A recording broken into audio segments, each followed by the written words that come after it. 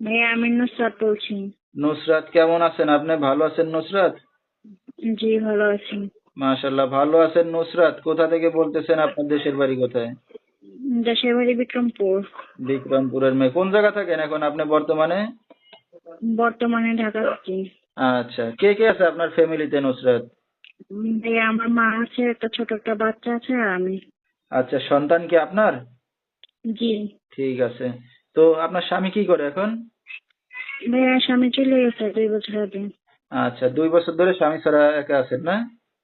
জি। আচ্ছা নুসরাত, কি করেন এখন আপনি বর্তমানে? এখন বাসা বাড়ির কাজ করি। ভবিষ্যতে যদি একটা মনের মতন মানুষ পাই তাহলে চিন্তা ভাবনা করবো।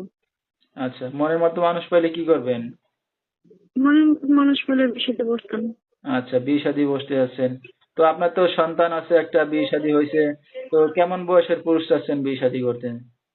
সে বুড়া হোক জোয়ান হোক যেমনই হোক এরকম আচ্ছা, একটা পেলে হতো। যেমনই হোক, যদি দায়িত্ব নিয়ে আপনাকে বিয়ে শাদী করতে চায় আপনি রাজি আছেন, তাই তো? জি জি, আমার সন্তানের দায়িত্ব নিতে পারবো এরকম হলেই হবে।